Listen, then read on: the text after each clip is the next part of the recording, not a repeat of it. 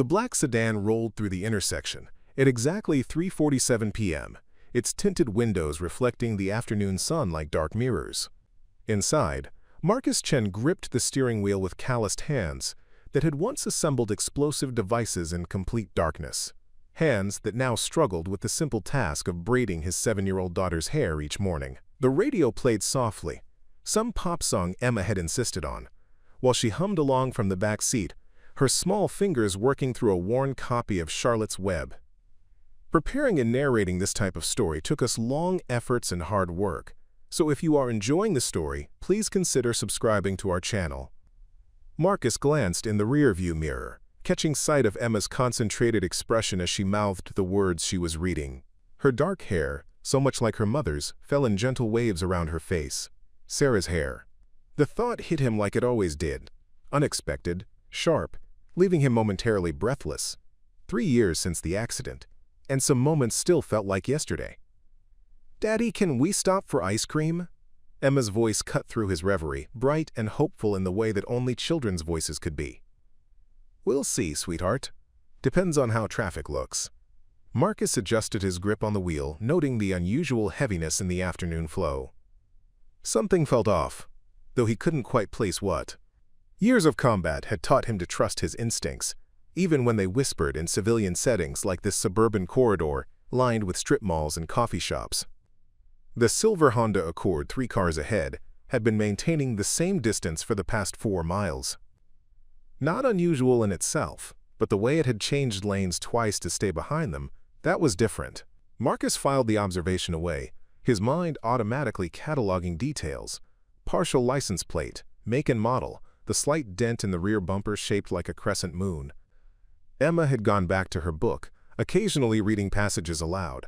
The barn was very large. It was very old. It smelled of hay and it smelled of manure. She wrinkled her nose in that way that made Marcus's chest tighten with love. "Daddy, what's manure?" "It's fertilizer, Em. Helps plants grow." "Like the stuff in our garden?" Exactly like that. Their small backyard garden had been Sarah's idea, continued now as a way to keep her memory alive. Tomatoes, basil, marigolds that Emma insisted on because they were, quote, sunny flowers for sunny days. Marcus had never been much of a gardener, but he'd learned. YouTube tutorials and trial and error, just like everything else about single parenthood. The light ahead turned red, and Marcus eased to a stop behind a blue pickup truck loaded with construction materials. In his peripheral vision, he caught movement, 2 men in a dark SUV pulling up alongside them in the right lane. The driver was speaking into a phone, animated, urgent. The passenger kept looking toward their car. Marcus's pulse quickened. Not paranoia, training. "Emma, put your book down for a second and look at Daddy." She met his eyes in the mirror, her own wide and trusting. "What's wrong?" "Nothing's wrong, sweetheart. I just want you to remember something, okay?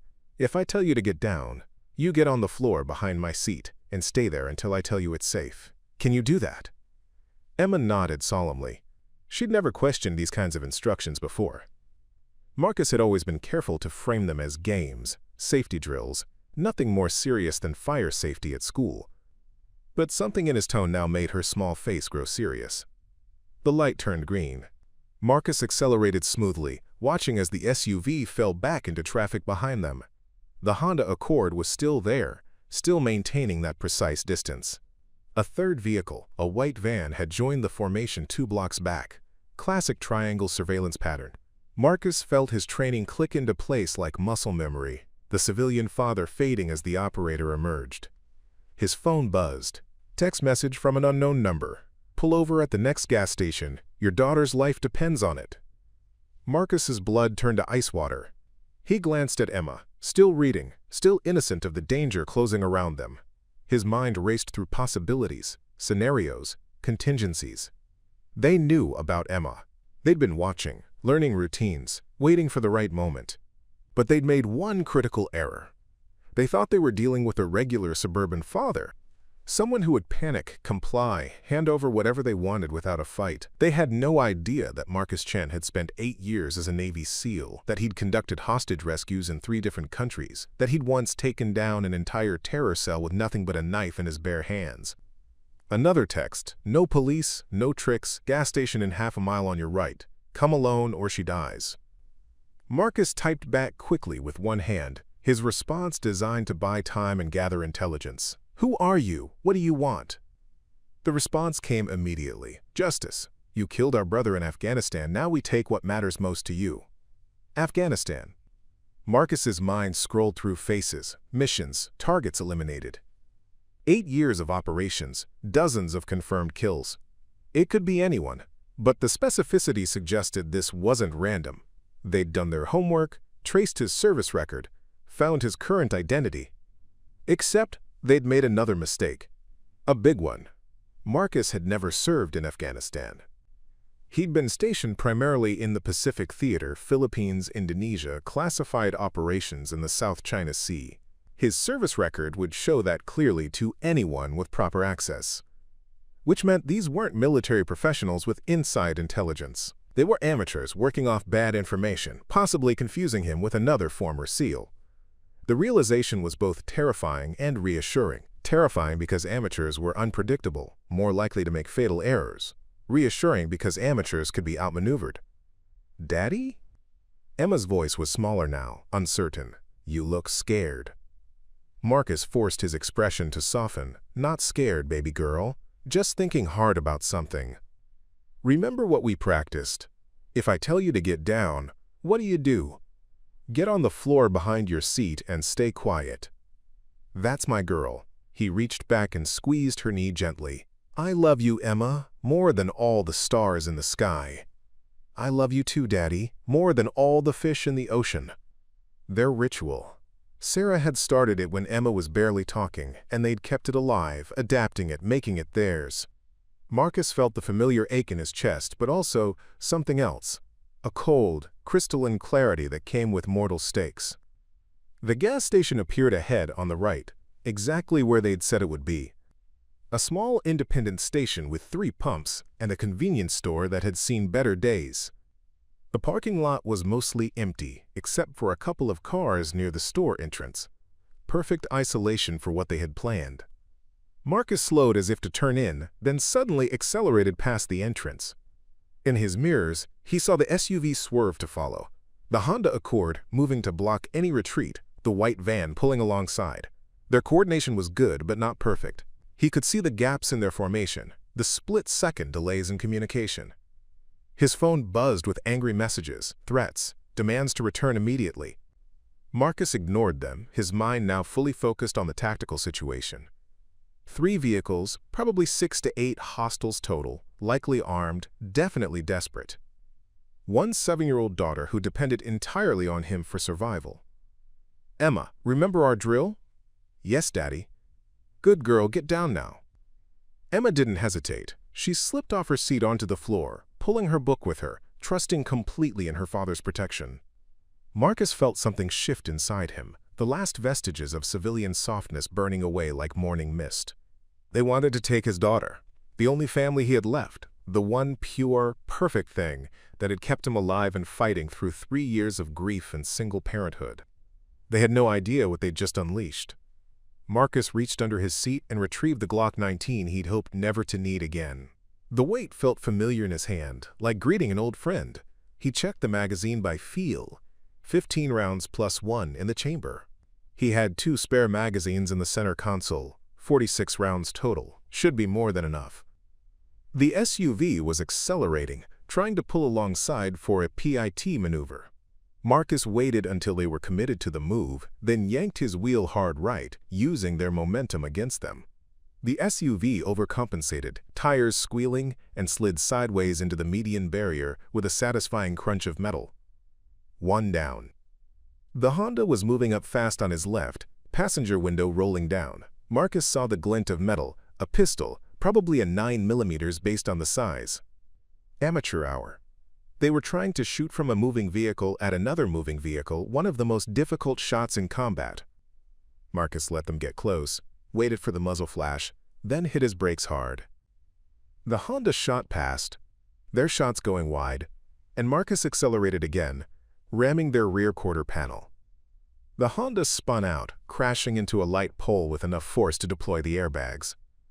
2 down. The white van was still behind them, closing fast. Marcus could see 2 figures in the front seats, at least one more in the back. They were learning from their companions, mistakes, maintaining distance, trying to box him in rather than engage directly. "Daddy?" Emma's voice was very small from the floor. "What's happening?" "Just some bad men who made a mistake, sweetheart. Daddy's handling it. Stay down and keep reading your book. Okay?" Her voice was steady, trusting. That trust was both Marcus's greatest strength and his most vulnerable weakness. He would do anything, absolutely anything, to preserve it. His phone buzzed with another message. "We have friends at your house. Surrender now, or we burn it down." Marcus felt ice in his veins. Their house. Emma's bedroom with the glow-in-the-dark stars on the ceiling. Sarah's garden. Photo albums, memories, the only physical remnants of the life they'd built together. But houses could be rebuilt. Memories lived in hearts, not in walls. Emma could not be replaced. Marcus typed back, "Come and take her." The response was immediate. "We will, and we'll make you watch." Marcus smiled, but it wasn't a nice smile. It was the smile of a predator who had just been given permission to hunt. He turned onto a side road that led toward the industrial district, away from schools and neighborhoods where stray bullets might find innocent targets. The white van followed, maintaining its distance but clearly committed to the pursuit. Marcus knew these roads. After Sarah's death, when sleep became impossible and the house felt too quiet, he'd driven these streets for hours, learning every turn, every dead end, every advantage the terrain might offer. He'd never imagined he'd need that knowledge for this purpose, but muscle memory and preparation were the foundations of survival. The abandoned steel mill came into view ahead, acres of rusted machinery and empty buildings, perfect for what needed to happen next. Marcus had reconnoitered this location months ago, during one of his sleepless drives, cataloging entry and exit points, fields of fire, potential cover positions, old habits from a life he'd tried to leave behind. "Emma, we're going to stop soon. When we do, I need you to stay in the car, stay down, and don't come out no matter what you hear. Can you do that for Daddy?" "I'm scared," she whispered. Marcus's heart clenched. "I know, baby girl, but remember what we always say about being scared? Being scared just means something matters to you." "That's right, and you matter to me more than anything in the whole world, so I'm scared too, but I'm also very, very good at keeping you safe. Do you trust me?" "Yes, Daddy." "Then close your eyes, count to 100, and when you open them, everything will be okay." Marcus pulled into the mill's parking lot and stopped behind a concrete barrier that would provide cover for the car. In his mirrors, he saw the white van slow, then stop at the entrance. They were being cautious now, probably realizing that their tactical situation had changed dramatically. No longer were they pursuing a panicked civilian. They were entering a carefully chosen battleground against someone who clearly knew what he was doing. Marcus checked his weapon one final time, chambered around, and stepped out of the car. The afternoon sun cast long shadows between the rusted structures, and the air smelled of industrial decay and approaching rain. Perfect conditions for what came next. He could see 3 figures emerging from the van, moving with the hesitant coordination of people who'd trained together but never faced real combat. They spread out in a basic flanking formation, but their movements were too predictable, too rehearsed. Marcus had fought real soldiers, real terrorists, real killers who knew their business. These men, whatever their grievance, whatever their motivation, were playing at war. He was war. The first shot came from his right, a wild spray of automatic fire that sparked off concrete 20 feet away. Marcus marked the position, noted the weapon, an AK-47 variant based on the sound, and began his approach. He moved between cover points with practiced efficiency, closing the distance, gathering intelligence. The second shooter was trying to flank left, using an old conveyor belt for cover. The third had stayed near the van, probably their designated driver and backup. Classic amateur formation. They were thinking like criminals, not soldiers. Marcus reached into his tactical memory and pulled out a lesson learned in the mountains of the Philippines. Always attack the strongest position first. Eliminate the greatest threat, then work your way down. It went against human instinct to charge toward the most dangerous opponent, which was exactly why it worked. The Alaska 47 shooter thought he had superior firepower and position. He was about to learn the difference between having a weapon and knowing how to use it. Marcus flanked wide right, using the mill's machinery to mask his approach. The shooter was focused on the car, probably assuming his target was pinned down and waiting for his partners to complete their encirclement. He never saw Marcus coming until it was far too late. The engagement lasted less than 3 seconds. Marcus's first shot took the gunman's center mass, dropping him instantly. The man's weapon fell silent, clattering against concrete. One target eliminated. The flanker heard the shot and spun toward Marcus's position, but he was silhouetted against the sky and moving in panic. Marcus's second and third shots found their mark, and the threat was neutralized. 2 down. The driver was already running, abandoning his wounded comrades, racing back toward the van with the desperate urgency of a man who suddenly understood he was outmatched. Marcus could have taken the shot easily, but something held him back. Maybe it was Emma's presence, even secured behind cover. Maybe it was the hope that one survivor might carry a message back to whoever had sent them. Or maybe it was simply that Marcus Chen, for all his training and capability, was still at heart a father who preferred mercy to revenge. The van started with a roar of engine and squeal of tires. Marcus watched it disappear down the road, then quickly checked the fallen men for weapons, identification, anything that might explain who they were and who had sent them. The first man carried a wallet with a driver's license, David Ramirez, age 34, address in East Cleveland. No military identification, no gang affiliations visible. Just a regular ID for a regular person who had made an extraordinarily bad decision. The second man's wallet told a similar story, Antonio Vasquez, 28, same general neighborhood.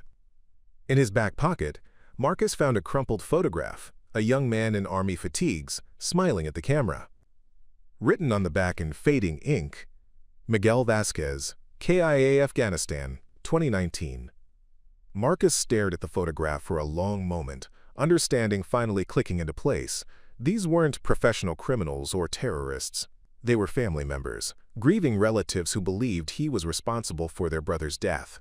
They'd somehow gotten hold of bad intelligence, confused him with another former military member, and decided to take justice into their own hands.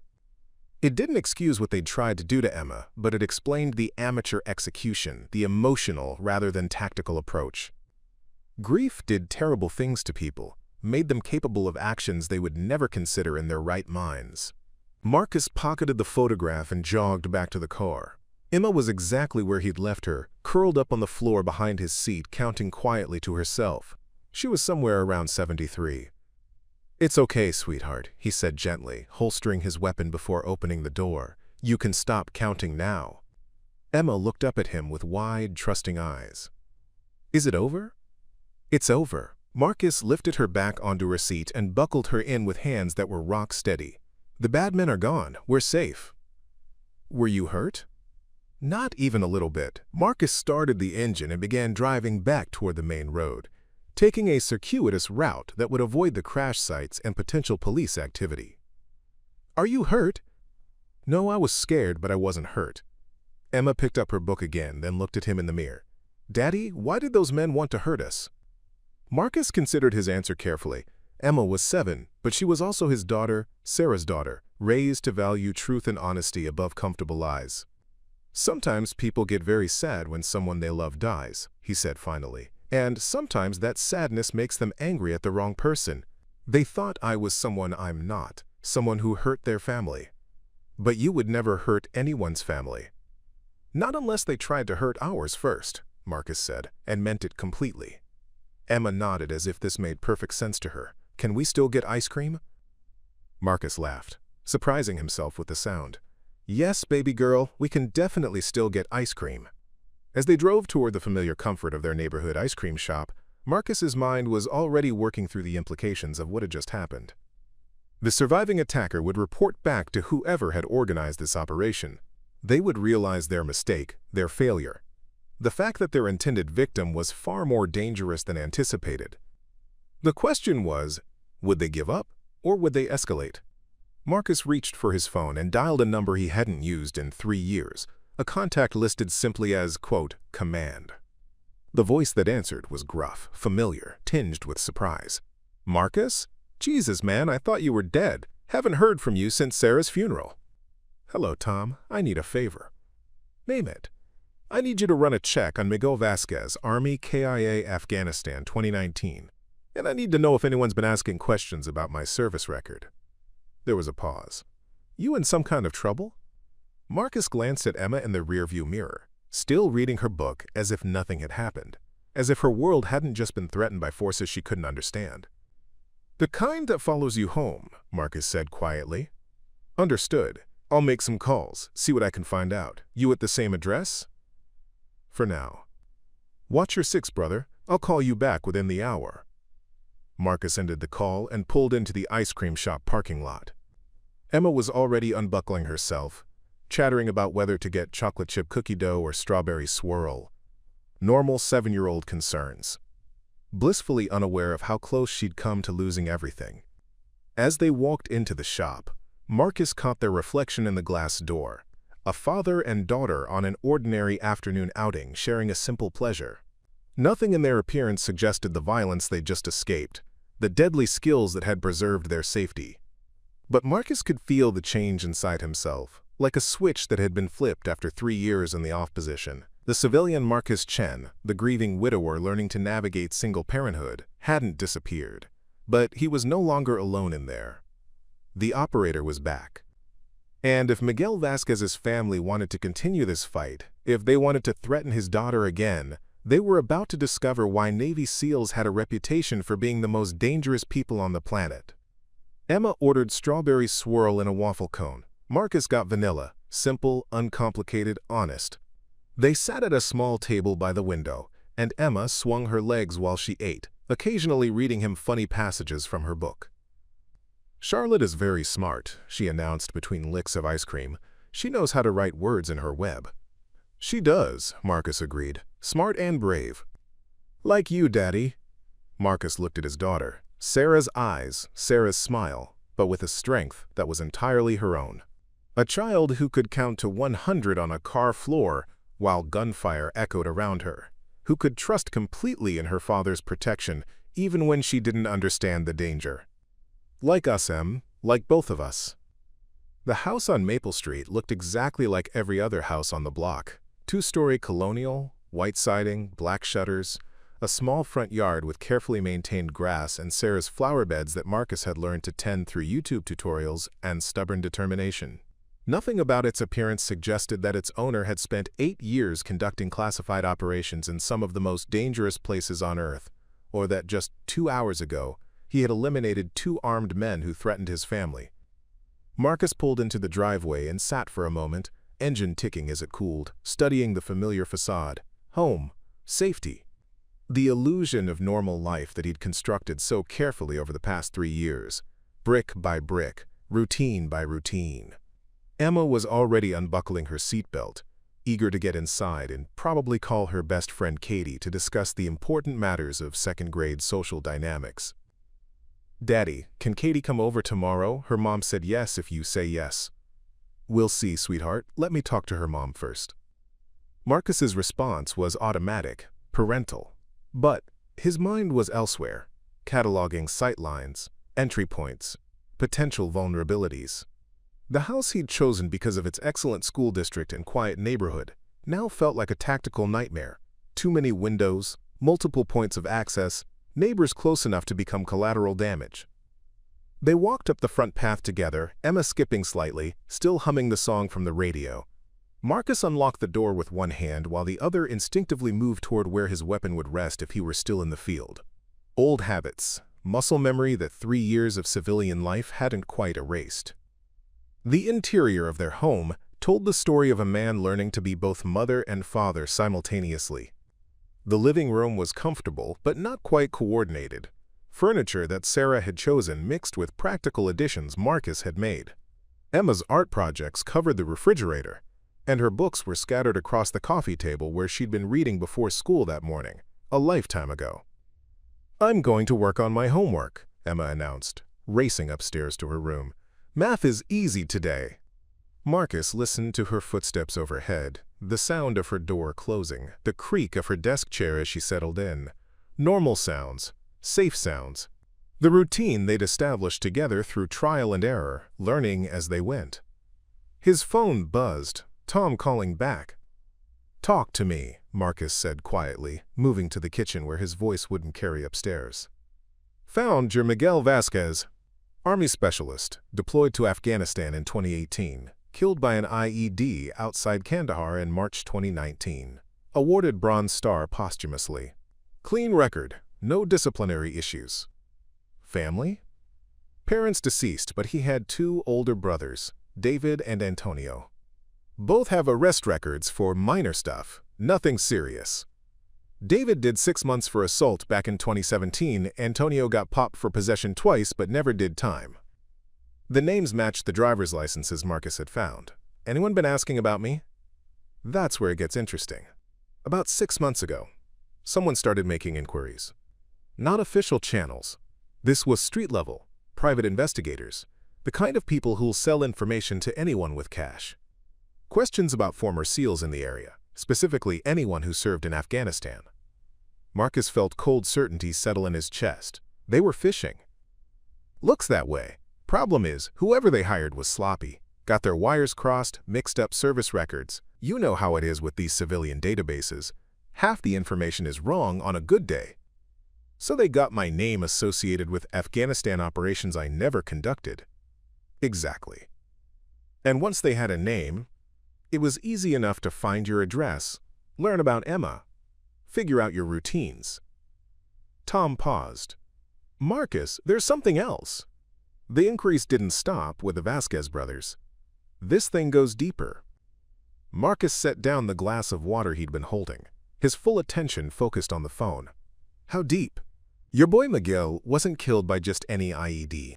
He was part of a joint task force that was hunting a high-value target named Khalid Nazir, Afghan warlord, who'd been running weapons to Taliban cells throughout the region. The operation that got Miguel killed, it was based on intelligence that led them into an ambush. Inside information. That's what the after-action report suggested. Someone leaked the patrol route, the timing, everything Nazir needed to set up the perfect kill zone. Miguel and 3 other soldiers died because of that leak." Marcus understood immediately. The brothers think the leak came from American sources. They're looking for revenge against anyone they think betrayed their brother. And your name ended up on their list by accident. Tom's voice carried the weight of bad news not yet delivered. "But here's the problem, brother. The real source of that leak? It was never identified. Case went cold. Families never got answers. Which means the Vasquez brothers aren't the only ones asking questions. Who else? Families of the other 3 soldiers killed in that ambush. Plus some of their former unit members who think justice was never served. We're talking about a dozen people, maybe more, all looking for someone to blame." Marcus closed his eyes, feeling the weight of unfinished business from a war he'd never even fought. "And they all have my name now." "Looks that way. Marcus, you need to consider options here. Relocation, witness protection, something to get you and Emma off the grid until this blows over." No. The word came out harder than Marcus intended. This is Emma's home. Her school, her friends, her life. We've already lost enough. "Brother, I understand, but..." Besides, running won't solve the problem. They'll just keep looking, keep making mistakes, keep targeting innocent people. This ends here, with the truth. Tom was quiet for a moment. "What do you need from me?" "Everything you can find on Khalid Nazir and that ambush. Service records for the soldiers who were killed, unit rosters, after-action reports, intelligence assessments. I need to know who really leaked that information." "Marcus, that's classified material. Some of it's above my clearance level." "I'm not asking you to break any laws, Tom. But if someone wants to blame me for Miguel Vasquez's death, I need to be able to prove I had nothing to do with it. And more importantly, I need to find out who actually was responsible. You're talking about opening an investigation that DOD closed 3 years ago. I'm talking about protecting my daughter." Marcus's voice carried the finality of absolute decision. "Send me what you can, through whatever channels you trust. I'll take it from there." After Tom hung up, Marcus stood in his kitchen for several minutes, listening to Emma moving around upstairs, the soft sounds of a child comfortable in her own space. Through the window, he could see their backyard garden, where tomatoes were just beginning to ripen and marigolds swayed in the evening breeze. Sarah's garden, kept alive through his stubborn determination to preserve everything beautiful she'd brought into their lives. The normalcy of it should have been comforting. Instead, it felt fragile, temporary, like a soap bubble that could be destroyed by the slightest disturbance. Emma appeared in the kitchen doorway, homework folder in hand. "Daddy, I need help with this word problem. It's about trains." Marcus smiled, pushing away thoughts of classified files and Afghan warlords. "Let's see what we've got here." They sat together at the kitchen table where they ate breakfast every morning, where Emma had learned to tie her shoes and write her name, where Marcus had helped her through nightmares and homework assignments and the thousand small crises of childhood. Emma read the problem aloud. Train A leaves Chicago at 2 p.m., traveling at 60 miles per hour. Train B leaves Detroit at 3 p.m., traveling at 75 miles per hour. If the distance between Chicago and Detroit is 240 miles, when will the trains meet? "What do you think?" Marcus asked, watching her work through the logic. "I think it's weird that two trains would be driving straight at each other," Emma said seriously. "That seems dangerous." Marcus laughed despite everything. "You're absolutely right. It does seem dangerous. But it's just a math problem, not a real situation." "Good, because otherwise someone should call the train drivers and tell them to be more careful." They worked through the problem together, Marcus guiding Emma through the process of setting up equations and calculating relative speeds. She was good at math, better than he'd been at her age, with Sarah's intuitive grasp of logical relationships. Watching her solve problems, seeing her mind work through complexity with confidence and curiosity, was one of the pure joys of his life. "Got it," Emma announced, writing down her final answer. "The trains meet at 4:24 p.m. "That's exactly right. Nice work, mathematician." Emma beamed at the praise, then looked at him with sudden concern. "Daddy, you look tired. Are you okay?" Marcus realized he'd been rubbing his temples, a habit from his military days when stress built up like pressure in a boiler. "Just thinking about work stuff, sweetheart. Nothing for you to worry about." "What kind of work stuff?" It was an innocent question, but it highlighted one of the ongoing challenges of Marcus's post-military life. Emma knew he worked as a, quote, security consultant, but she had no real understanding of what that meant. She'd never seen him in uniform, never known him as anything other than her father who made pancakes on Saturday mornings and helped with homework and read bedtime stories with different voices for all the characters. "Boring computer stuff," he said finally, making sure people's information stays safe. It wasn't entirely a lie. Since leaving the Navy, Marcus had built a small but successful business, providing cybersecurity consulting to local companies. The work was legitimate, profitable, and completely legal, a far cry from the classified operations he'd once conducted, but it paid the bills and gave him a flexible schedule to be present for Emma's needs. "Can I watch TV before dinner?" "Half an hour. And nothing scary. We've had enough excitement for one day." Emma didn't catch the double meaning in his words. She just nodded and skipped into the living room, soon filling the house with the cheerful sounds of animated characters solving problems through friendship and determination. Marcus used the distraction to check the house's security.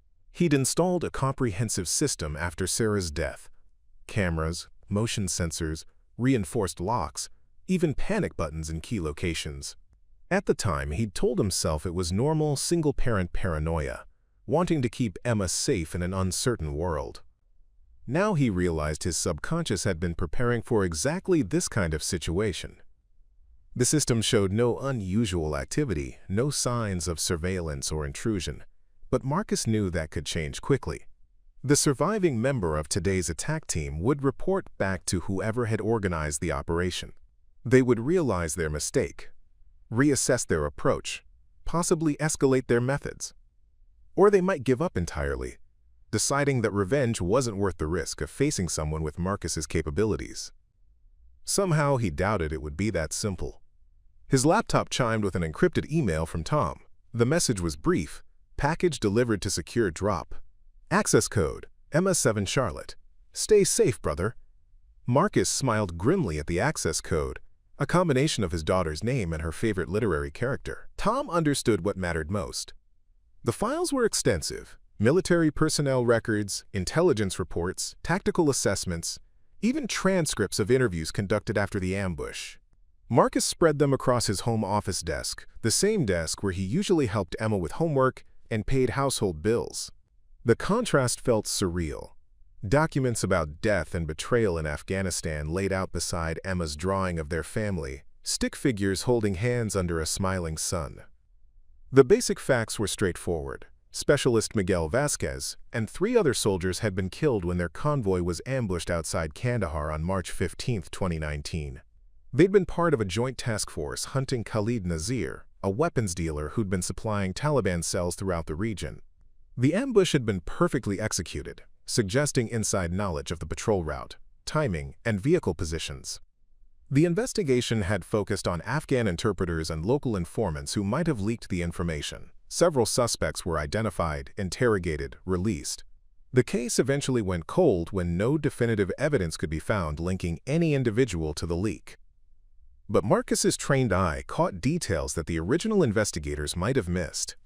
The ambush site was along a route that had been used frequently by American forces, too frequently. Someone with tactical knowledge should have recognized the pattern, should have varied the approach. The fact that they hadn't suggested either incompetence or deliberate negligence. More troubling was the timing. The convoy had been delayed by nearly an hour due to mechanical issues with one of the vehicles, yet the ambush had been perfectly positioned for their actual arrival time, not their originally scheduled time. That suggested real-time intelligence, someone who knew about the delay and could communicate that information to Nazir's forces. Marcus made notes, cross-referenced personnel files, built timelines and connection maps, old skills from intelligence analysis, pattern recognition that had served him well in the field. The picture that emerged was troubling. The leak hadn't come from Afghan sources. It had come from inside the American command structure. Someone with access to operational details, communication protocols, and real-time updates had betrayed Miguel Vasquez and his fellow soldiers. And that someone was still out there, still unidentified, still free, while grieving families sought justice in all the wrong places. "Daddy, what's for dinner?" Emma's voice carried from the kitchen, innocent and expecting. Marcus quickly closed the files on his computer and walked to the kitchen, where Emma was standing by the refrigerator with the door open, surveying their options with the serious concentration of a master chef. "How about spaghetti?" he suggested. "With that sauce you like." "The one with the little mushrooms?" "Exactly that one." Emma nodded approvingly and climbed onto her usual stool at the kitchen island, where she could watch him cook and chatter about her day.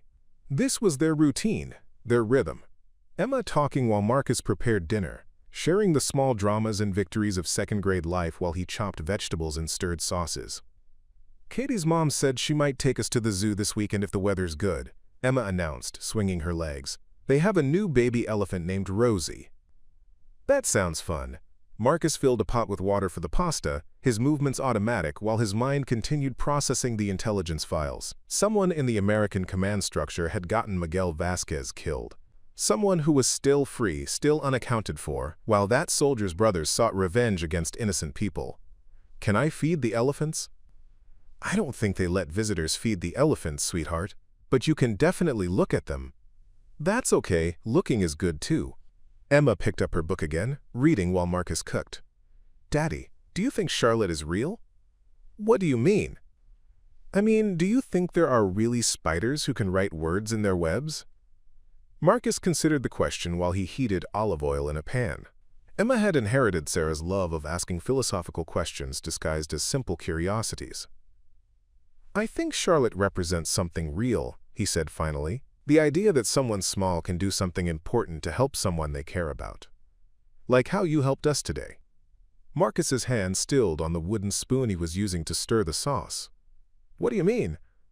"When those men were following us, and you made them go away. You did something important to help me, even though I'm bigger than you and stronger." "You're bigger than me now?" Marcus asked, deflecting with humor while his heart clenched. Emma giggled. "No, silly, you're way bigger. But in the story, Wilbur is way bigger than Charlotte, and she still helps him. So size doesn't matter if you love someone enough." The wisdom of 7-year-olds, delivered with complete innocence while discussing a children's book. Marcus felt a rush of love for his daughter so intense it was almost physical pain. She was right, of course. Size didn't matter. Training, weapons, tactical knowledge, None of it mattered as much as the simple fact that he would do anything to protect her. "You're very smart, Emma Grace Chen." "I know," she said matter-of-factly, then went back to her book. They ate dinner together at the kitchen table, Emma chattering about school, friends, the upcoming science fair project she needed to start thinking about. Normal family conversation. The kind of domestic peace that Marcus had learned to treasure since Sarah's death. But underneath the normalcy, his mind was working through tactical considerations, secure communications, safe houses, extraction routes if the situation escalated. After dinner, they settled into their evening routine. Emma took her bath while Marcus cleaned to the kitchen. Then they read together on the couch, Emma working through Charlotte's Web, while Marcus helped with the harder words. By 8 o'clock, she was in her pajamas with her teeth brushed, ready for bed. "Will you read to me tonight?" she asked, climbing under her covers. "Of course. What should we read?" "The one about the brave princess who saves the kingdom." Marcus smiled. Emma had recently discovered a series of books about Princess Anya, a fictional character who solved problems through intelligence and courage rather than waiting to be rescued. Sarah would have loved these books. Loved seeing Emma gravitate towards stories about strong, independent female characters. He read for 20 minutes, doing different voices for the various characters, watching Emma's eyes grow heavy as the story progressed. By the time Princess Anya had defeated the dragon through cleverness rather than violence, Emma was fast asleep. Marcus kissed her forehead gently and turned on the small nightlight that projected constellations onto her ceiling, another of Sarah's touches that he'd maintained. Emma stirred slightly, murmuring something about elephants, then settled deeper into sleep. Standing in his daughter's doorway, watching her sleep peacefully, surrounded by the security of home and routine, Marcus felt the full weight of what he was facing. The attack today had been amateurish, driven by grief and bad information. But it wouldn't end there. Other families, other grieving relatives would come looking for justice. And eventually they might send someone more competent, more dangerous. He needed to end this before it escalated. Not through violence. He'd had enough of that for several lifetimes, but through truth. By finding the real person responsible for Miguel Vasquez's death, and making sure that information reached the right people. Marcus returned to his office and reopened the files Tom had sent. This time he approached them with the systematic methodology he'd learned during intelligence training. Build a timeline, identify key players, look for patterns and anomalies, follow the money and communications.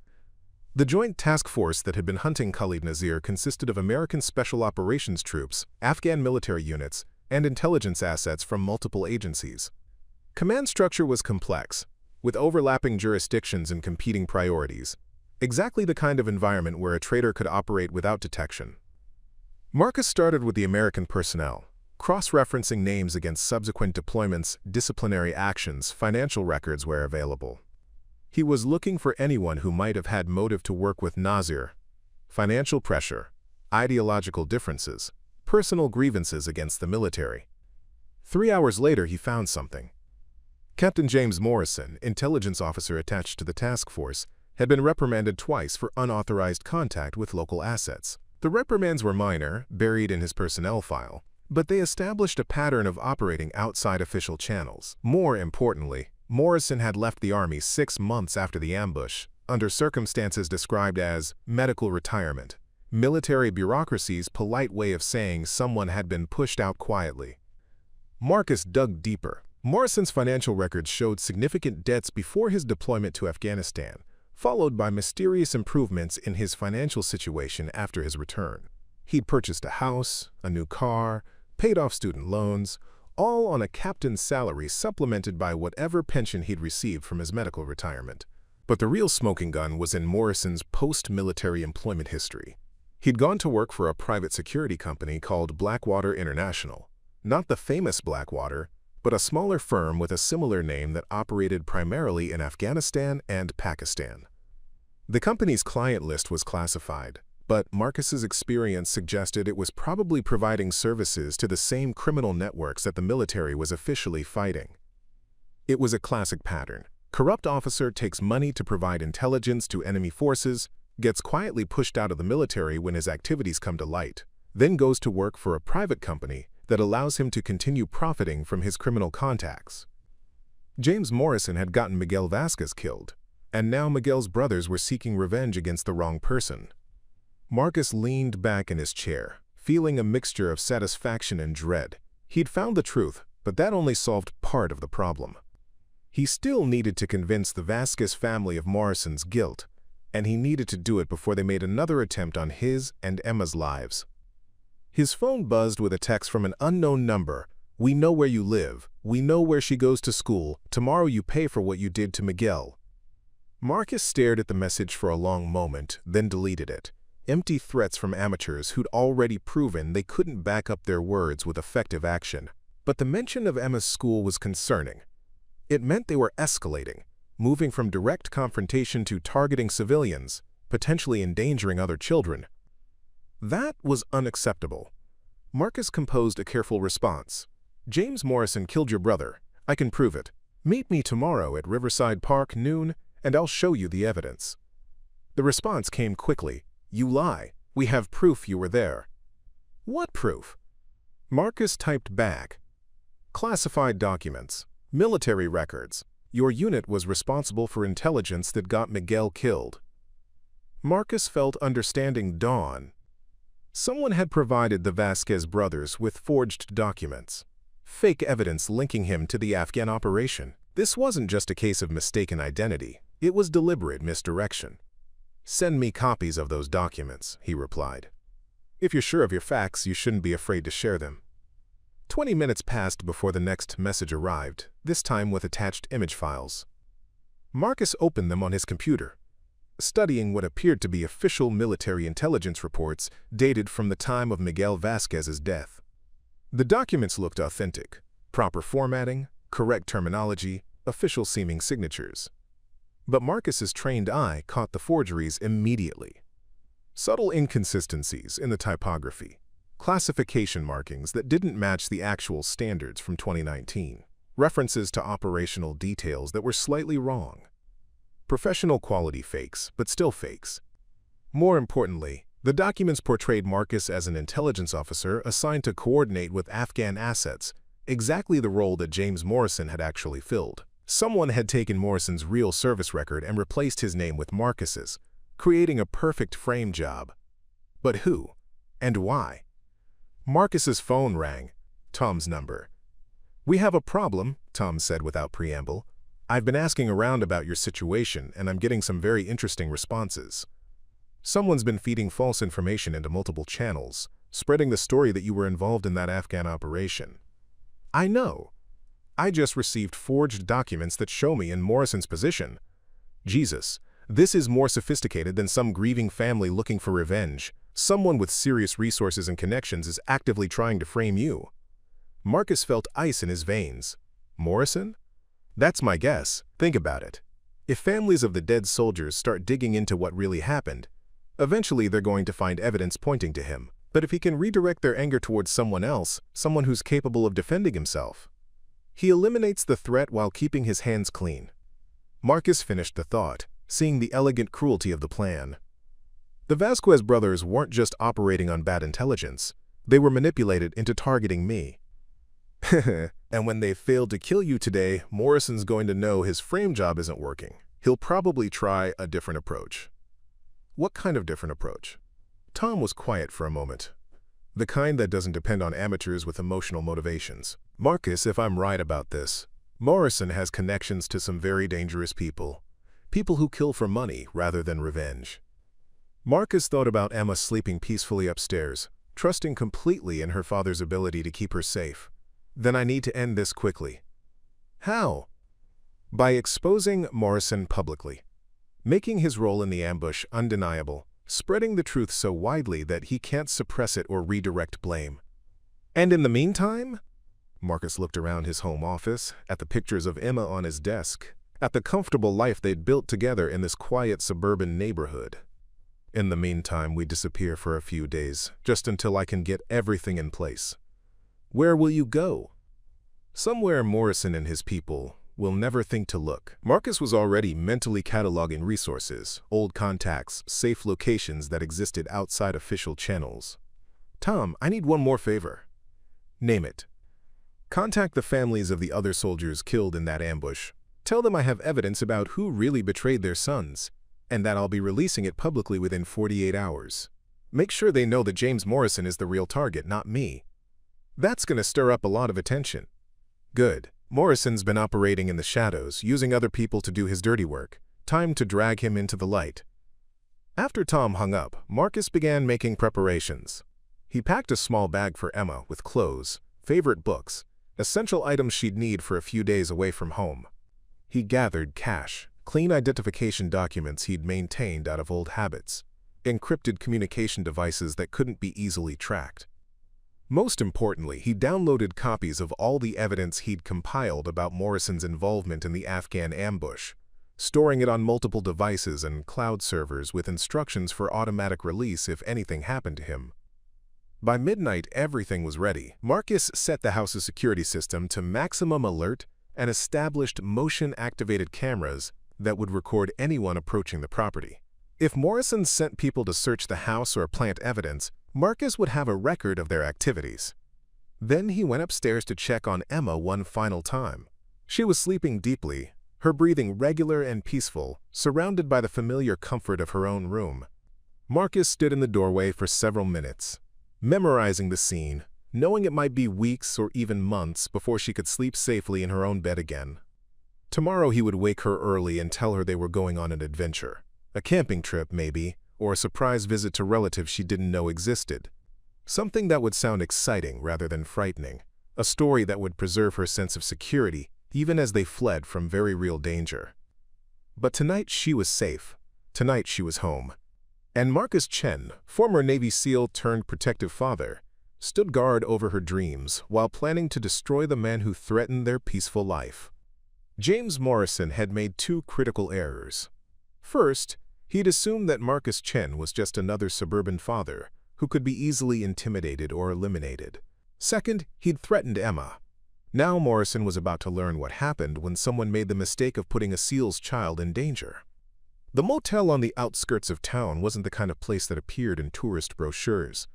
Paint peeled from its exterior walls like sunburned skin, and the neon sign advertising daily and weekly rates flickered with the tired persistence of a dying heartbeat. But it accepted cash without questions, didn't require identification that could be traced, and most importantly, it was the last place anyone would expect to find a former Navy SEAL and his 7-year-old daughter. Marcus had woken Emma at 5 a.m. with whispered promises of adventure, helping her pack her favorite stuffed animal and 3 books, while she was still sleepy enough to accept his explanation without too many questions. "We're going on a surprise trip," he'd told her, keeping his voice light and excited. "Just you and me, like explorers discovering new places." Now, 6 hours later, Emma was arranged cross-legged on one of the motel's thin beds, her homework spread around her like the pieces of a complex puzzle. She'd adapted to their sudden relocation with the resilience that children possessed, treating it as an unexpected holiday rather than a flight from danger. "This place smells funny," she announced, wrinkling her nose as she worked on a math worksheet. "It's just different air freshener than what we use at home," Marcus replied, though he privately agreed. The room carried the accumulated odors of 1,000 temporary residents, masked imperfectly by industrial cleaning products and artificial pine scent. Marcus sat at the small table by the window, his laptop open to multiple browser tabs and encrypted communication windows. He'd been working since dawn, systematically dismantling James Morrison's carefully constructed false identity and building an irrefutable case for the man's guilt in Miguel Vasquez's death. The evidence was damning once you knew where to look. Financial records showing mysterious deposits to Morrison's accounts during his Afghanistan deployment. Communication logs that placed him in contact with known criminal assets at precisely the times when operational security was compromised. Medical retirement paperwork that was suspiciously vague about the nature of his service-ending injury. But most damaging of all were the employment records from Blackwater International, the private security company that had hired Morrison immediately after his military discharge. A few carefully placed inquiries through Tom's network had revealed that Blackwater International was essentially a front organization, providing legitimate-seeming employment for former military personnel who wanted to monetize their combat experience through less legal channels. Morrison hadn't just betrayed Miguel Vasquez and his fellow soldiers. He'd built an entire second career around that betrayal, using his military credentials to gain access to classified information that he then sold to the highest bidder.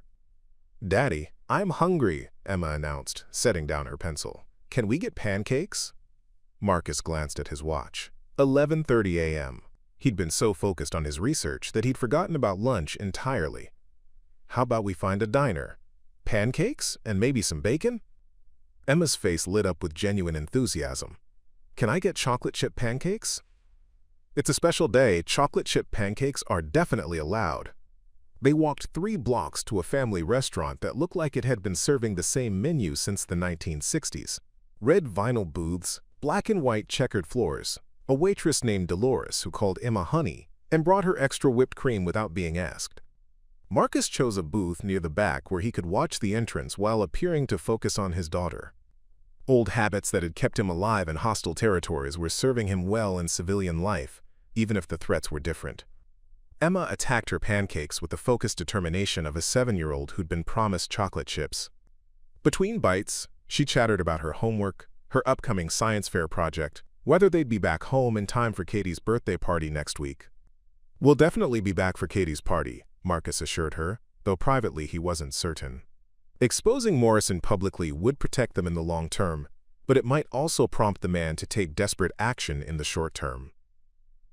Professional killers moved faster than grieving family members seeking amateur revenge. Marcus's phone buzzed with an encrypted message from Tom. "Package delivered to all recipients. Story will break in 6 hours across multiple platforms." "You've stirred up a hornet's nest, brother." 6 hours. By 6 p.m., news outlets across the country would be running stories about James Morrison's betrayal of American soldiers in Afghanistan. The families of Miguel Vasquez and the other dead soldiers would finally know the truth about who was responsible for their loss. And Morrison would know that his carefully constructed false identity was collapsing. "Daddy, you look worried again," Emma observed, studying his face with a perceptive intensity that reminded him so much of Sarah. "Just thinking about work stuff," Marcus replied automatically. "The computer stuff?" "The computer stuff," he confirmed. Emma nodded solemnly, then returned to her pancakes. But Marcus could see her watching him from the corner of her eye, processing information with an intelligence that sometimes surprised him. Emma had grown up in a household where her father worked from home, where unusual phone calls and late-night computer sessions were normal. She'd learned to read his moods, to distinguish between regular adult stress and something more serious. She knew something was different about today, even if she didn't understand what. Marcus's phone rang. Tom again. "Excuse me for just a minute, sweetheart," Marcus told Emma, then stepped outside to take the call. "We have movement," Tom said without preamble. "Morrison's people are active. 3 separate teams have been deployed in the last 2 hours. Professional contractors, not amateurs like yesterday." Marcus felt his blood chill. "Where?" "One team hit your house about an hour ago." Neighbors reported men in utility company uniforms working on the power lines, but the electric company has no record of any scheduled maintenance. They were probably planting surveillance equipment. "The others?" "One team is positioned near Emma's school. Another is staking out your business office downtown. They're covering all your known locations, waiting for you to surface." Marcus processed this information quickly. Morrison was escalating exactly as anticipated, but faster than expected. Professional contractors suggested serious money, serious connections, serious intent to eliminate the threat Marcus represented. "Tom, I need you to contact local FBI field office. Tell them about Morrison, about the contractors, everything. This has moved beyond what I can handle alone." "Already done, but you know how these things work. Federal investigation will take time to spin up, and Morrison's people are moving now." Marcus looked through the diner window at Emma, still working on her pancakes, still trusting completely in her father's ability to keep her safe. "How long do we have?" "Hard to say. Could be hours, could be days. Depends on how quickly they track your movements, how sophisticated their resources are." "I need more time to get Emma somewhere completely safe." "What about Sarah's sister in Portland, the one Emma stays with sometimes during school breaks?" Marcus had considered that option, but rejected it quickly. Too obvious. They'll have researched Emma's connections, identified likely safe houses. Anywhere connected to our normal life is compromised. So where? Marcus was quiet for a moment, thinking through options, weighing risks against resources. Then an idea began to form. Dangerous, complicated, but potentially perfect in its very audacity. Tom, do you remember Sergeant Major Williams from our deployment in the Philippines? Big Mike, of course. Why? What's he doing these days? Last I heard, he was running some kind of outdoor education program for kids. Summer camps, wilderness survival training, that kind of thing. Why? Marcus smiled for the first time in hours. Because Morrison's people will be looking for a scared father running with his daughter. They won't be looking for a man taking his child to summer camp. Marcus, that's insane enough to work. Can you reach Big Mike? Find out if he's got space for 2 campers who need to disappear for a while. I'll make the call. But what about Morrison? Even if you get Emma safe, he's not going to stop coming after you. Marcus watched his daughter through the diner window, safe and happy in her temporary bubble of normalcy. Then I'll have to make sure he can't. After Tom hung up, Marcus returned to the booth where Emma was finishing the last of her whipped cream with a spoon. All done? He asked. All done. That was really good pancakes. Emma looked at him seriously. Daddy, are we in some kind of trouble? The question caught Marcus off guard. He'd been careful to maintain the adventure narrative, to keep Emma's experience positive and exciting rather than frightening. But she was too smart, too observant to be completely fooled. Why do you ask? Because you keep making secret phone calls. And you packed our bags really fast this morning, and you're doing that thing with your eyes where you watch everyone who comes in. Marcus had underestimated his daughter's perception. 7 years old, but she'd inherited Sarah's intuitive understanding of human behavior. We're not in trouble, he said carefully, but some people are confused about something, and I need to help them understand the truth. While I'm doing that, I want to make sure you're somewhere fun and safe. Emma considered this explanation with the seriousness of a judge evaluating testimony. Like when Tommy Peterson thought I broke his crayons, but it was really his little brother? Exactly like that.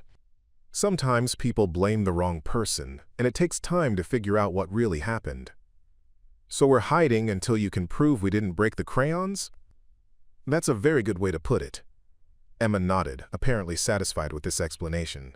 Okay, but when we go back home, can we have pancakes for dinner? When we go back home, we can have pancakes for breakfast, lunch, and dinner if you want. They walked back to the motel, Emma skipping slightly as she navigated around cracks in the sidewalk. Marcus used the time to scan for surveillance, to check for any signs they were being followed or watched. The skills came back easily. Muscle memory from a life he'd thought he'd left behind.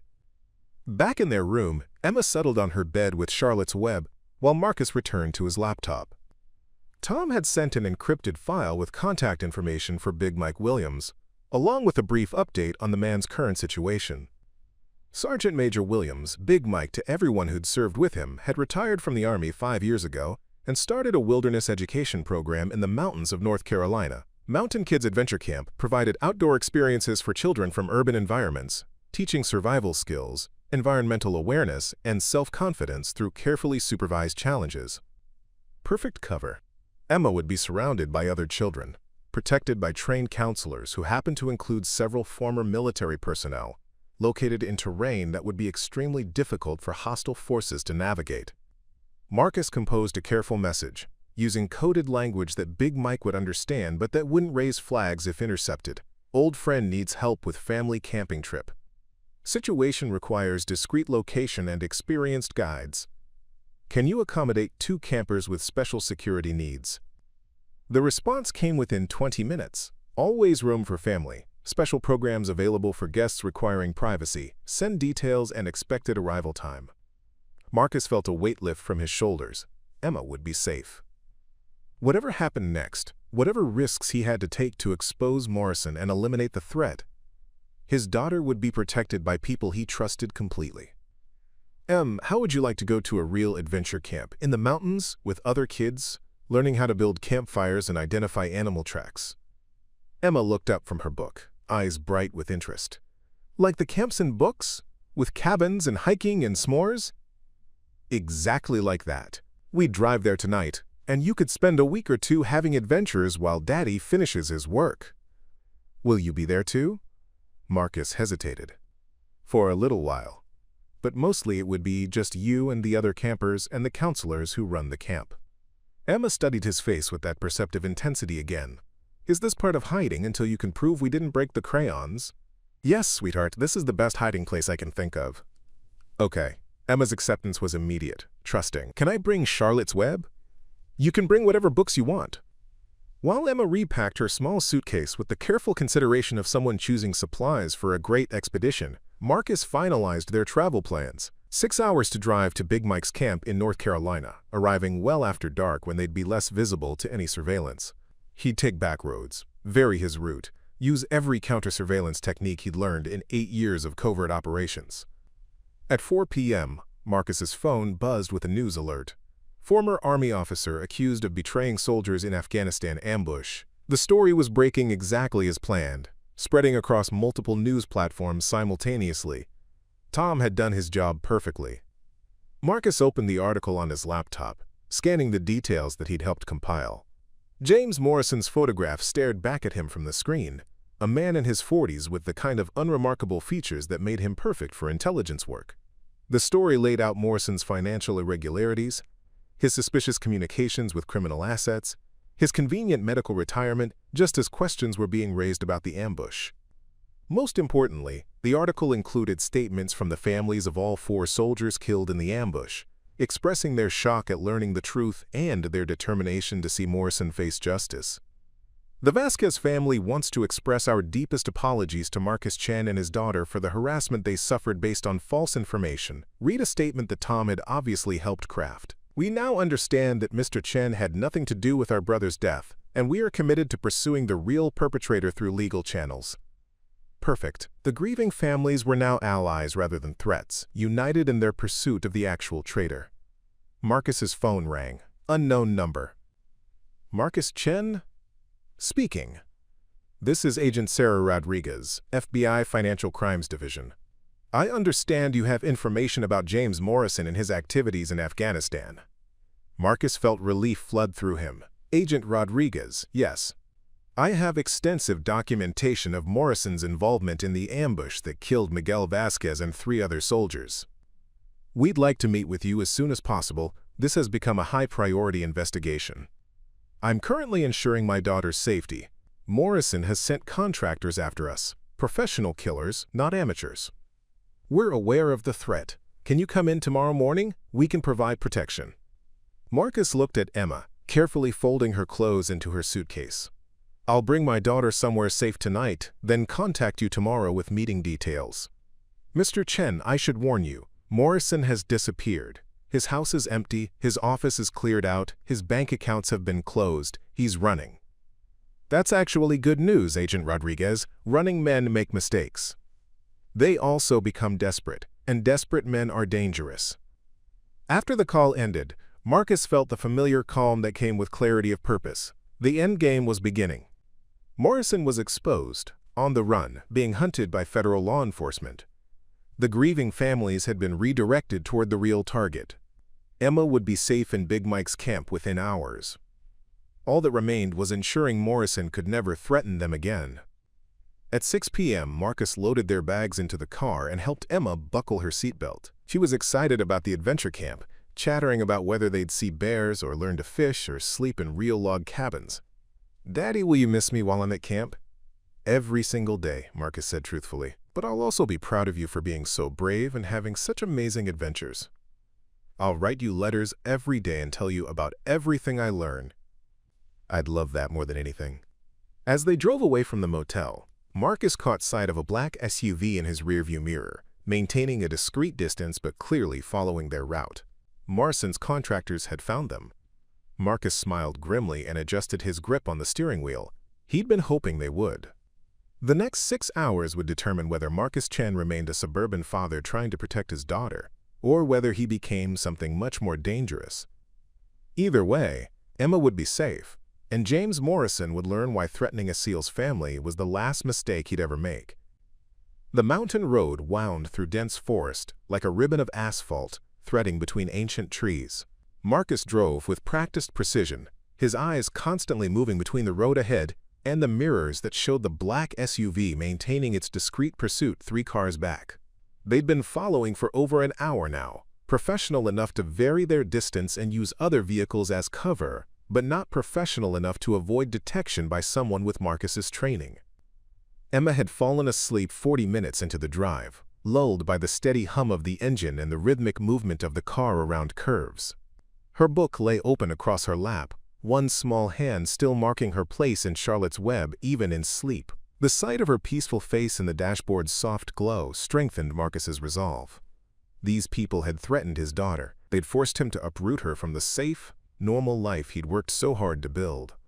They'd made her afraid, made her ask questions a 7-year-old should never have to ask. That was unforgivable. Marcus's phone buzzed with a text message from Big Mike. Quote, "Coordinates sent. Back entrance, no lights, counselors briefed. Welcome home, brother." The coordinates led to a service road that branched off from the main highway, unmarked and easy to miss unless you knew exactly where to look. Marcus slowed as he approached the turn, watching his mirrors carefully. The SUV was closing the distance, probably anticipating that their quarry was about to reach his destination. The Protector's Hunt is a gripping thriller that follows Marcus Chen, a former Navy SEAL turned suburban father, as he's thrust into a deadly game of cat and mouse that threatens everything he holds dear. What begins as a case of mistaken identity quickly escalates into a high-stakes hunt across multiple states, revealing a web of military corruption, betrayal, and treason that spans years. Marcus Chen has built the perfect life for himself and his 7-year-old daughter Emma in the 3 years since his wife Sarah's death. As a single father, he's traded the dangerous world of special operations for school pickups, bedtime stories, and the simple joy of watching his daughter grow up safe and happy. His days are filled with the ordinary challenges of parenthood, helping with homework, making breakfast, and ensuring Emma feels secure in a world that can often seem frightening to a child who's already lost her mother. But Marcus's carefully constructed peaceful existence is built on a foundation that proves more fragile than he imagined. His past as one of the Navy's most elite operators, a man trained to hunt enemies in the shadows of foreign countries, lurks just beneath the surface of his suburban father persona. He's tried to bury that version of himself, to become the gentle, protective parent Emma needs. But some skills never truly fade. The first crack in Marcus's new life appears on what should have been an ordinary Tuesday morning. As he's walking Emma to school, engaging in their usual playful banter about her upcoming show-and-tell presentation, Marcus notices something wrong. Years of combat training have honed his situational awareness to an almost supernatural degree, and today that training is screaming warnings. A black sedan has been following them for several blocks, maintaining just enough distance to avoid obvious detection but staying close enough to track their movements. The car contains 2 men who move with the disciplined precision of professionals, their eyes constantly scanning, their posture alert in a way that civilian drivers never maintain. Marcus's protective instincts kick in immediately. Without alerting Emma to the potential danger, he smoothly alters their route, taking a circuitous path that allows him to confirm his suspicions. The sedan matches every turn, every stop, maintaining surveillance with the kind of patience that suggests extensive training and serious intent. What Marcus initially assumes might be a random threat or case of mistaken identity quickly reveals itself to be something far more complex and dangerous. The men following him aren't common criminals or opportunistic predators. They're members of the Vasquez family, specifically the brothers of Miguel Vasquez, a soldier who died in Afghanistan under circumstances that have haunted his family for years. Miguel Vasquez was killed alongside several members of his unit in what military records classified as an enemy ambush in the mountains of Afghanistan. But Miguel's family never accepted the official explanation. They spent years investigating, following leads, demanding answers about how their brother, a careful, experienced soldier, could have walked into such an obvious trap. Their investigation has led them to believe that Marcus Chen, former Navy SEAL, was responsible for providing intelligence that led to their brother's death. They have documents, communications, evidence that seems to prove Marcus betrayed Miguel's unit to enemy forces, resulting in the deaths of good soldiers for reasons they can't understand. The truth, however, is far more sinister than even the grieving Vasquez family realizes. Marcus Chen had nothing to do with Miguel Vasquez's death. The real culprit is James Morrison, a corrupt army captain who has spent years selling classified military intelligence to the highest bidder, including enemy forces in Afghanistan. Morrison's betrayal directly led to the ambush that killed Miguel Vasquez and his fellow soldiers, But Morrison has spent the subsequent years carefully constructing a false narrative that deflects blame onto Marcus Chen. Using his knowledge of military records and his access to classified information, Morrison has created a convincing web of forged documents and manipulated communications that paint Marcus as the traitor. When Marcus realizes that Emma is also being targeted, that the men hunting him plan to use his daughter as leverage to force his compliance, every instinct he possesses as both a father and a former warrior kicks into overdrive. The thought of Emma being hurt or frightened because of his past transforms Marcus from a gentle suburban dad into something far more dangerous. The transformation is both subtle and profound. Marcus maintains his calm, reassuring demeanor around Emma, but internally he's already shifting into the tactical mindset that once made him one of the Navy's most effective operators. He begins assessing threats, planning contingencies, preparing for the kind of conflict he hoped never to face again. Marcus's first priority is getting Emma to safety. He can't fight effectively while worrying about her protection, and he refuses to expose her to the violence that his past has brought to their doorstep. This leads to one of the story's most emotionally resonant sequences: Marcus's decision to send Emma to a summer camp run by his old military friend, Big Mike Williams. The drive to Big Mike's camp becomes a journey through Marcus's own internal landscape. As he watches Emma sleep peacefully in the back seat, completely trusting in her father's ability to keep her safe, Marcus grapples with the weight of his double life. Emma knows him only as the loving, protective father who makes pancakes for breakfast and voices all the characters differently during bedtime stories. She has no concept of the man he once was, the predator who hunted terrorists through jungle darkness, who made life-and-death decisions in the space of heartbeats. Morrison's desperation grows as his carefully constructed frame job begins to unravel. The FBI has launched an investigation into the Afghanistan incidents, and Marcus's military record is too clean, his character too well established, for the false accusations to hold up under serious scrutiny. Morrison realizes that his only chance of escape lies in eliminating Marcus before the truth can be fully revealed. This leads to an escalation in Morrison's tactics. When the Vasquez brothers fail to capture Marcus, Morrison turns to professional contractors, former military personnel who work in the gray areas of private security, men who are skilled, ruthless, and willing to do whatever their contracts require. The confrontation with Morrison's contractors showcases Marcus's transformation from protective father to lethal operator. When the contractors track him and Emma to a remote mountain location, Marcus must protect his sleeping daughter while simultaneously neutralizing 3 armed professionals who have every advantage of preparation and positioning. The fight sequence demonstrates both Marcus's tactical brilliance and his moral restraint. Even when facing men who would harm his daughter, Marcus uses only the level of force necessary to neutralize the threat. He could easily kill all 3 contractors, but instead chooses to incapacitate them, sending a message to Morrison while avoiding unnecessary bloodshed. This moral complexity runs throughout the story. Marcus is capable of extreme violence, trained to kill efficiently and without hesitation, but he chooses to operate within ethical boundaries even when facing enemies who recognize no such limitations. His restraint isn't weakness, it's strength, the discipline of a man who understands the difference between necessary force and gratuitous violence. As Marcus delivers Emma to the safety of Big Mike's mountain camp, the emotional core of the story comes into sharp focus. Emma's trust in her father is absolute and heartbreaking. She doesn't fully understand the danger they're facing, but she accepts that her father must leave her to finish his work because she believes completely in his ability to protect her and return safely. The goodbye scene between Marcus and Emma is particularly powerful because it shows both characters at their most vulnerable.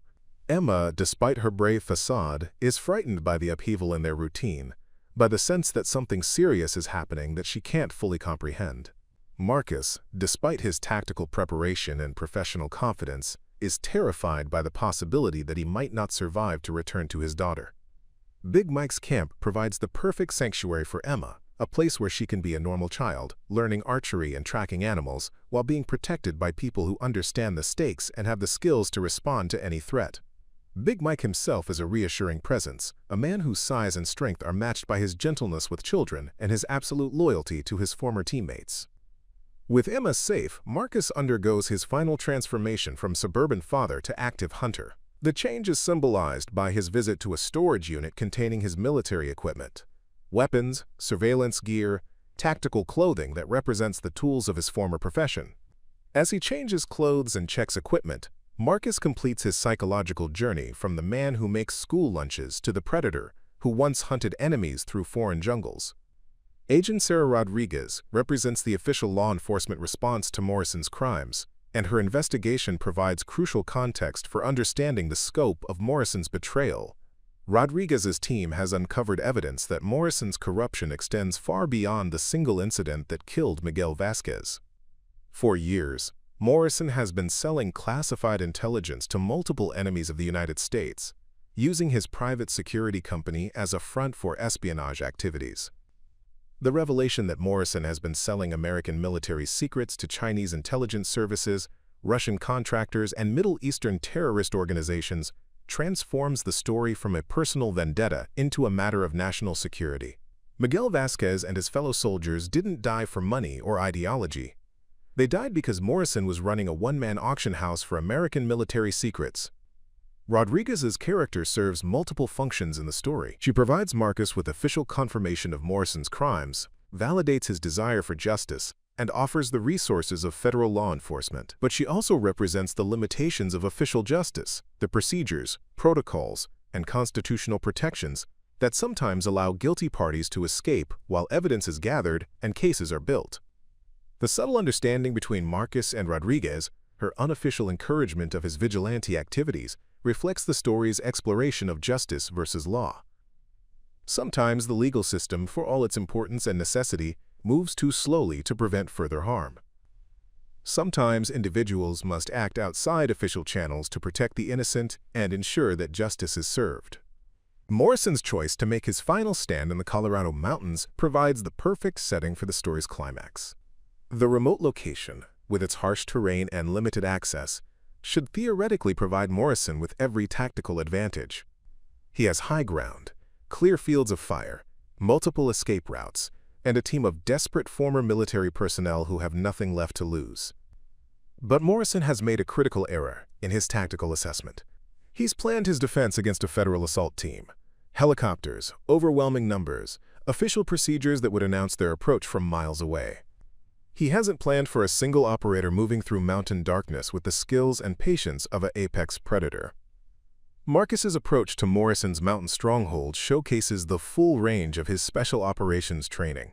He moves through Morrison's defenses like a ghost, neutralizing sentries without raising alarms, penetrating multiple security layers through patience, skill, and intimate knowledge of how such perimeters are typically structured. The systematic dismantling of Morrison's defenses demonstrates why Marcus was considered one of the Navy's most effective operators. His approach isn't flashy or dramatic. It's methodical, efficient, almost surgical in its precision. Each guard is neutralized with the minimum force necessary, each movement calculated to avoid detection, each decision made with the cold tactical clarity that comes from years of similar operations in far more dangerous environments. The final confrontation between Marcus and Morrison is deliberately anticlimactic in its violence, but profound in its emotional impact. Morrison, stripped of his resources and protection, reduced to a hollow-eyed man who's been running too long on too little sleep, finally faces the consequences of his betrayal. Marcus's restraint in this moment, his choice to capture Morrison rather than execute him, reflects the story's ultimate theme about the difference between justice and revenge. Marcus has every legal and moral justification to kill Morrison. Morrison's actions have resulted in the deaths of American soldiers, have threatened Marcus's daughter, have forced a peaceful family into hiding and fear. But Marcus chooses justice over vengeance, capture over execution. This choice reflects his fundamental character, a man who understands violence intimately but chooses to use it only when necessary, only in service of protection rather than punishment. Morrison's surrender and subsequent capture by federal authorities provides closure not just for Marcus and Emma, but for the families of the soldiers Morrison betrayed. Miguel Vasquez's brothers will finally learn the truth about their siblings' death. The other families affected by Morrison's treason will see justice served. The story's resolution focuses on Marcus's reunion with Emma, emphasizing the restoration of their normal life after the threat has been eliminated. Emma's achievement with archery, hitting the bullseye 3 times, serves as a perfect metaphor for her resilience and growth, her ability to find joy and accomplishment even in the midst of upheaval. Marcus's promise to attend Emma's archery demonstration, his eagerness to return to the routine of breakfast and bedtime stories, reflects his successful navigation of the balance between protection and nurturing that defines good fatherhood. He has eliminated the threat to their family without allowing violence to corrupt his relationship with Emma or his role as her father. The final lines of the story, Marcus's recognition that he'll respond similarly if his family is threatened again, acknowledge that some things never truly change. Marcus will always be capable of extreme violence in defense of those he loves, but he'll also always choose to use that capability only when absolutely necessary, always return to the gentle father role that represents his truest self. The Protector's Hunt explores several interconnected themes through Marcus's journey, from suburban father to active predator and back again. The central theme involves the balance between violence and protection, the question of how much of one's capacity for violence must be sacrificed to live a peaceful life, and whether that sacrifice ultimately serves or endangers those we're trying to protect. Marcus's character arc demonstrates that true strength sometimes lies in restraint, but that restraint becomes meaningless if it prevents us from protecting the innocent. His transformation throughout the story isn't from weak to strong or from civilian to warrior. It's from one kind of strength to another, from protective passivity to protective action. The story also examines the concept of justice versus vengeance, particularly in Marcus's final confrontation with Morrison. Marcus has every reason to kill Morrison personally, every justification for taking the law into his own hands. His choice to capture rather than execute Morrison reflects a moral sophistication that recognizes the difference between necessary violence and gratuitous revenge. Emma's character, while less central to the action, represents the stakes for which Marcus fights. She's not just his daughter. She's the future he's trying to protect, the innocence he's trying to preserve, the peace he's trying to maintain. Her trust in Marcus, her resilience in the face of disruption, her ability to find joy even when her world is temporarily upended, all reflect the strength that Marcus is fighting to defend. The story's exploration of military corruption through Morrison's character adds depth to what could have been a simple revenge thriller. Morrison isn't evil in a cartoonish sense. He's weak, greedy, and willing to rationalize increasingly terrible actions to protect himself. His corruption spreads like cancer through the military system, ultimately leading to the deaths of good soldiers and the betrayal of everything the military is supposed to represent. The Protector's Hunt ultimately argues that some threats can only be met with violence, but that the willingness to use violence must be tempered by moral restraint and clear purpose. Marcus's journey demonstrates that it's possible to be both a loving father and a lethal protector, that gentleness and violence can coexist in the same person when that person has the discipline to choose correctly between them. The story resonates because it taps into fundamental parental fears, the terror that our past might endanger our children, the anxiety that threats exist beyond our control, the desperate desire to provide safety for those we love most. Marcus's transformation from suburban father to active hunter reflects the lengths to which any parent might go when their child is threatened, while his restraint and eventual return to peaceful fatherhood demonstrate the importance of maintaining our humanity even in the face of extreme provocation. Thank you for joining us for this intense journey through The Protector's Hunt. If you enjoyed this gripping tale of a father's desperate fight to protect his daughter while confronting the shadows of his military past, please consider subscribing to our channel for more thrilling story summaries and in-depth analyses. Hit that subscribe button and ring the notification bell so you never miss our latest content featuring the most compelling thrillers, mysteries, and action-packed stories. Your subscription helps us continue bringing you these detailed story breakdowns and ensures you're always up to date with our newest releases. Drop a comment below letting us know what you thought of Marcus's transformation from suburban father to lethal protector, and tell us what stories you'd like to see summarized next. We love hearing from our community of story enthusiasts. Subscribe now and join us next time for another unforgettable literary journey.